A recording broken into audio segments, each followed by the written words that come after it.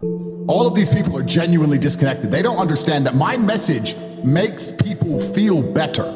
I teach men to be strong. I teach men how to make money. I teach men how to be confident, how to be motivated, how to be disciplined, how to be diligent, how to be hardworking. If a man adopts these qualities and applies them to his life will get better. This isn't a matter of just consuming content on the internet. This is a matter of people's lives genuinely changing their day-to-day reality. If that happens, if somebody's day-to-day reality changes because they're a fan of me and they listen to my content, who do you think you are to come along and tell them to stop and go back to misery? It's never going to work. It's never going to work. And the reason I'm so heavily demonized is not because of the things I say.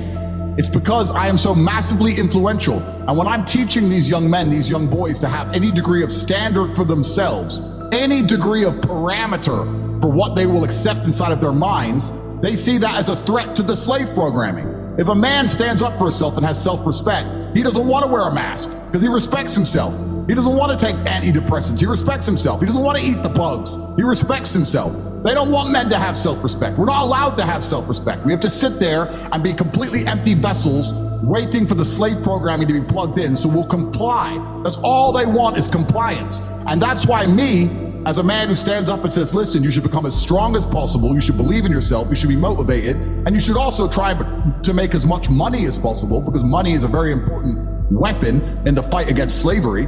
I am seen as public enemy number one for genuinely improving people's lives. That's how evil these people are. Strong men make women happy. I get called a misogynist all the time for telling men to have standards. Men with standards and principle and capability and competence make women happy. The number one way to improve female mental health is to make men better men. And the reason they don't want men to be strong and have any kind of control over their relationships or their households is very simple. Females are easier to sway with an emotional argument. If you have a bunch of households which are run by women and the woman is in charge, and then the woman is going to sit and watch an emotional argument, propaganda, which is all that the MSM use, they can't use logical arguments, so they use emotional ones. Put the mask on for grandma. Well, grandma's 98, and 98-year-olds unfortunately die of diseases.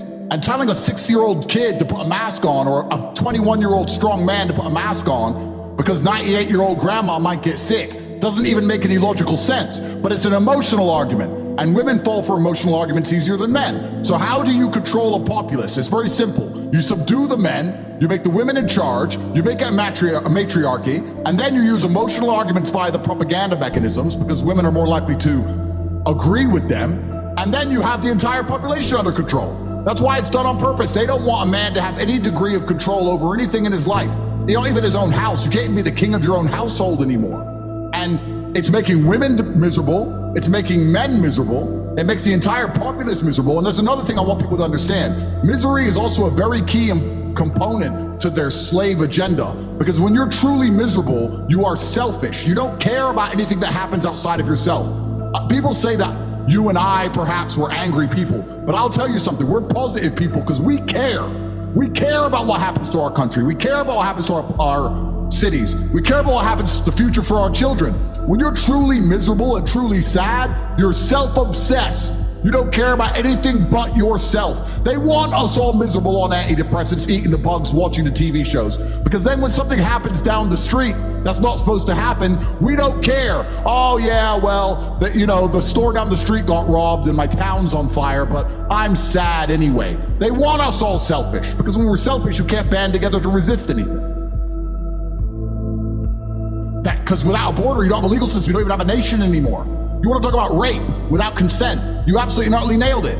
And they use this word and they use this attack on any strong man primarily as an effort to damage masculinity. They make it out to the world that if you're a man who is traditionally masculine, who stands up, who is strong, who is not apologetic for his opinions, then by extension, you must be a rapist. And they do this so that men are afraid to act this way, because that, once again, pushes the idea that men should be sissies and soft, so it's easier for them to have slave-minded individuals. What's actually crazy is this. Women want men who are masculine.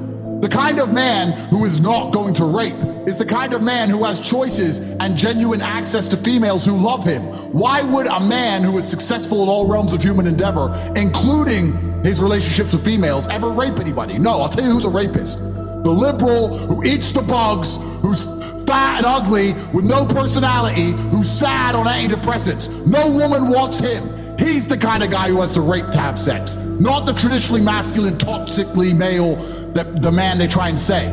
So it's absolutely and utterly, it's a mind attack. It's a psyop by saying if you stand up and you have muscles and you have a nice car and you're rich and you're strong and you have opinions and you say, yeah, this is what I believe and I'm not sorry for it, that means you are a bad person and by extension a rapist. And what they're trying to do is stop men from acting that way. They want all of us afraid.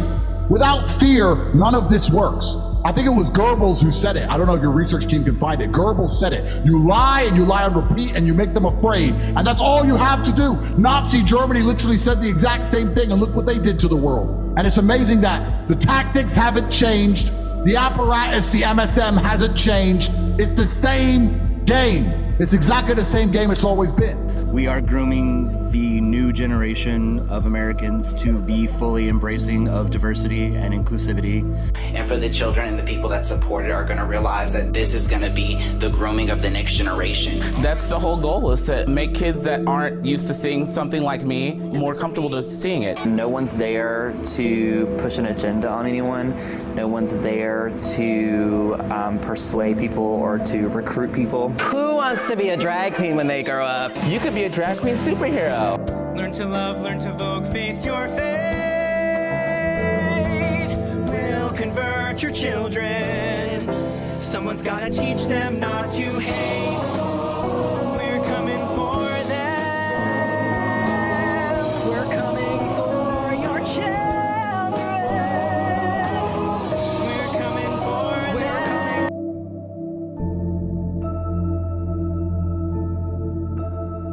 And we're now building two camps. We have the camps of losers and winners, and the winners are telling the truth, and the losers are just adopting all of the slave mind programming. And unfortunately, it's becoming more and more dangerous now to even say the truth, because these losers band together like hyenas and attack anybody who stands up and tells the truth, like they've attacked you and like they've attacked me.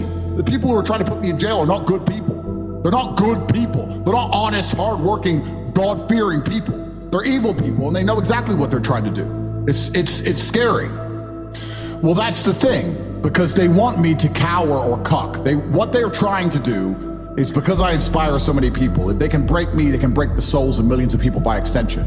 And also what they're trying to do, they're hoping that I will believe I can reason with these psychopaths. I don't think I can reason with people who hate me. They hate me. They hate everything I stand for. They hate the way I walk. They hate the way I look. They hate the way I think. They hate my ideas. They hate my relationships with my brother. They hate my friends. They hate everything about me. I have no interest in trying to reason with them. I'm not going to stand up and say, well, maybe if I talk a little bit softer, they'll be nice to me. No, I don't operate under that frame. It's like Churchill. Churchill said, no, we're not going to negotiate with Hitler. There's no point in negotiating with this man. Have you ever been to the gym and seen a person in fantastic physical condition? They're strong, they're ripped, they're large. And you say to them, how did you get so big and strong? And they say, I don't know. Oops, it kind of just happened. Or have you ever found a really rich man or a very successful man and said, how did you become rich and successful? And he goes, I don't know, bro, I just woke up one day and it kind of happened and now I'm living my dream life. No, there is a very detailed plan and roadmap. For you to become strong, you must eat a certain way. You must train a certain way. For you to become rich, you must earn money a certain way. You must understand exactly how you're going to make money, whether you're going to be a public-facing figure like me or a man of the shadows with millions of dollars. Unknown, but extremely powerful. You have to design your dream life. What house are you going to live in? Who's your woman going to be? Is she blonde? Is she brunette? What car are you going to drive? Have you even gone on the internet and spec'd your car? You can design your dream car right now for free on the internet, and you can choose the color, you can choose the wheels, you can choose the carbon. Is it a Lamborghini? Is it a Ferrari? Is it a McLaren? How much does it cost to the dollar? You talk about your dream life. You don't even know what your dream life is. How do you expect to get to a destination when you don't know where you're going? Do you understand? I designed my dream life long ago, before I was known, before I had anything. And I worked very hard with a very concise, very detailed plan to ensure I ended up exactly where I wanted to be. And you're not going to end up where you want to be if you don't know where it is. So, for that reason, I want you to submit to me your dream life. I want you to be as detailed as possible. Do you have children? What house you're in? What your woman looks like? What's her personality like? Where did you meet her? What kind of person is she? What car do you drive? Who are your friends? Who are your network? What kind of men are you hanging around with? How are you making money? Are you known? Are you not known? What is your ideal job? How much money do you want to make a month? How much money do you have saved? You have to understand exactly what your dream life is. This is more than just an exercise in understanding how to become a successful person. This is an exercise in life. Without diligent planning, without concise, compendious plans, the chance of you achieving nearly anything is zero. So for that reason, I'm asking for you to submit to me your vision for a dream life, and I will tell you if you stand a chance of achieving it. The reason young boys listen to me is because I have a private jet and a bunch of fancy cars and a big house. The reason I can inspire young men to get up and work hard and be diligent and be hardworking and disciplined is because I have such a fantastic life. If I didn't have these things, they wouldn't be inspired by me. And money is what it takes to win wars. What are we sending to Ukraine? Money! We're sending money. So to sit there and say as conservatives, we shouldn't be materialistic, you're just buying into the garbage that the left want. They don't want any of us to have any kind of finance. Because when you have no finance, it's easy to bankrupt you. Listen, Alex, when I was the most Googled man in the world, do you think I were approached by a bunch of mainstream companies? I'm the most Googled man in the world amongst one of the most profitable demographics on the planet. Young men from 15 to 35. I was offered $30 million, $25 million, $45 million to sell my soul, to shut up about certain subjects and be sponsored by X company. I was offered unlimited money to be quiet, and I said no. Why? Because I already have money. You can't buy a man who already has money. And that's another thing they're very afraid of. They're afraid of people who are self-financed. That's one of the reasons they're afraid of Trump. He doesn't need your stupid donors. He doesn't need your garbage. He has his own money. And that's another thing you have to be very, very careful of and understand in this war. It's a spiritual war, but it's also a very financial war. They want the conservatives flat broke, because then there's very little we can do. They're at war against us. What is the primary objective of war? The primary objective of war is to destroy your enemy's capability to resist. That's the only objective. What is war? I must destroy my enemy's capability to resist. It doesn't matter if you do that with a Tomahawk missile. It doesn't matter if you do that with the stroke of a pen and a law. It doesn't matter if you do that with a mainstream media propaganda machine. By destroying your opponent's enemy to resist, your capability to resist, that is how you win a war. So when they're trying to make us depressed and weak and stupid and ignorant and fearful, they are destroying our capability to resist. They are at war against us. They don't need to shoot us with guns to be at war. That's right. Their number one mission is to make us... I do believe that there's been a shift in consciousness, and I do believe we are winning. However, I can give two answers. I can give a very positive answer, and I can also give a pessimistic answer. No, give us both. Give us, because that's the way the world works. There's always two directions. Yeah. So, my pessimistic answer is as follows. I believe the people who are in charge of the world are genuinely in charge of the entire world. I believe they set up structures to allow one populace to benefit off the exploitation of another populace. I believe that the populace which is exploited is usually the most ignorant one. And I think that as we awaken and as things shift, and perhaps we don't adhere to the type of life they want us to live, as we become a thorn in their sides, they're going to rewrite the rules, and instead of exploiting other countries for the benefit of the West, they're going to start exploiting the West for the benefit of other countries, and they're simply going to shift their global finance, and they're going to shift their base of operation. Totally agree. Reverse colonialism. Reverse colonialism. They have no problem watching Africa burn for Europe to get rich. And most people don't understand, they also have no problem watching Europe burn for Africa to get rich. They have no problem flipping the script. They have no problem letting Europe burn. They let it get rich off Africa. Now they'll let Africa get rich off of burning Europe. They have no problem with that. And reverse colonialism, I think, is something that's really going to happen in the next 20 to 30 years. As we wake up, and as we don't want to adhere to their garbage anymore, and as we have higher standards for ourselves, they're going to sit and go, these people think they're smart. Okay, we'll make them the serfs, and we'll just build up our lives somewhere else, in Asia or the Middle East. I think the Middle East is going to be the most powerful area for the next 50 to 60 years, personally, is what I believe. But I think that's the pessimistic answer.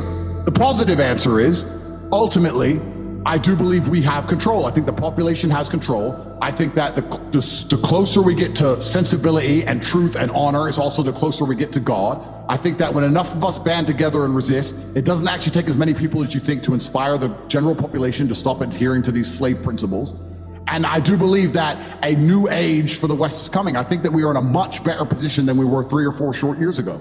But I do also think a lot pins on 2024. So it's very interesting, the situation we're in. It's actually very interesting. And I really hope when people watch me, what I truly hope is, because we all live different lives and we have different life paths. And I think that the truth is always somewhere in the middle. I'm not saying I'm 100% correct. And I'm not, I do believe my enemies are 100% wrong. However, the truth is always gonna be somewhere in the middle, and I like hearing different opinions. I love hearing people who disagree with me, who agree with me with a slightly different caveat, with other points to add. I think my primary objective is to inspire people to stand up and speak and be unapologetic in what they believe, and to make sure they work hard enough in life and go through enough pain so they've learned enough lessons so their opinions are not just waffle, but they're based on real world experiences. And I really hope everyone at home watching this feels better afterwards and understands that we only live once. And on your deathbed, you're going to regret all the things you did not say. I don't think you're going to regret the things you said nearly as much as you're going to regret the things you did not say. And you're also going to regret all the times you did not take the brave choice. If you're not sure what to do, you should take the brave option. And I think on your deathbed, you'll always be glad you were brave. And I have that peace in my heart, even when they throw me in a Romanian jail, that I know I always took the brave choice. I never took the coward's way out. I never took the easy way out, because that hurts your soul. And you're not just a person, you're also a spiritual being, and you need to do things which benefit your spirit. And it's amazing what a spirit of fire and genuine capability gives you. It's something which is tangible. It can be seen, it can be felt, it can be heard. And that's all comes from doing the brave thing. So I think that I hope everybody at home feels energized. I hope they make the brave choice. I hope they believe what they say and say what they believe. And I hope they stand up for themselves. And I think that alone, along with belief in God, is enough to fix many of the problems we're discussing in society today.